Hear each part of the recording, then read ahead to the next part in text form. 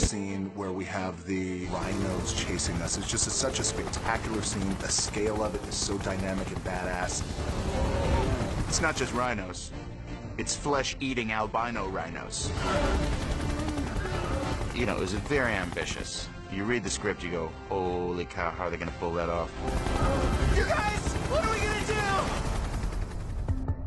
A sequence like this is incredibly complicated, and I had never done anything like this before. And so I was relying heavily on the people around me, like Julia Patos, who shot the movie, and Jerome Chen, who's our visual effects supervisor. It's very difficult to design action when the majority of it is going to be computer generated. So we like to start with a very extensive pre-visualization process, which we made an entire action sequence in the computer to help us decide what parts they're going to be all CG, and what are the pieces that we shoot for real, where we have the actors involved. After we visualize the scene, you try to break it down so how we can shoot it. So what we did, we built a huge helicopter and a motion phase, which is just amazing to watch. Oh my God, we're going down!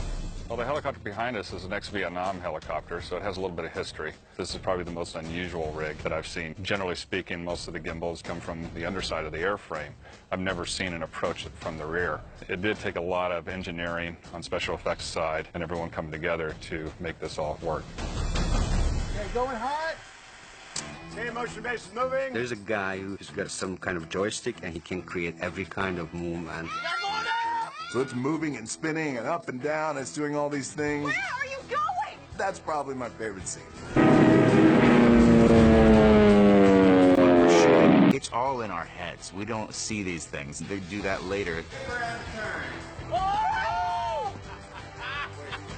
And then you have me sitting there with a microphone calling out to the cast exactly what's happening. Rhino, bounce the back of the helicopter.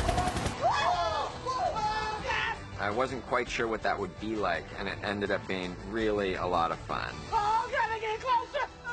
They're getting closer, man.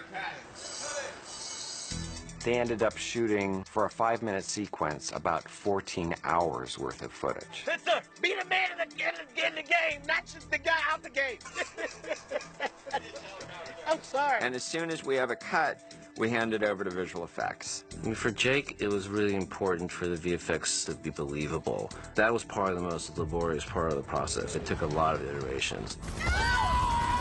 As they progress the shot, you see it at different stages. So initially as sort of a grayscale cartoon that just shows you the geometry and shows you essentially what's happening. And then they fill in a little bit more. We were constantly adding roto wash and dirt and flying leaves and anything that would make it look like was really happening.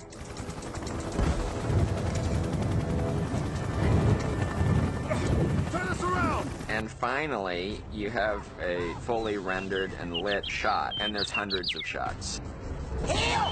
Overall, this will have taken a year to create a 3-minute sequence for the film. I'm really happy with the end result. I have to say that when it was all done, it was incredibly satisfying, and you sit there and look at it, this thing that hundreds of people have been working on, and it's exciting.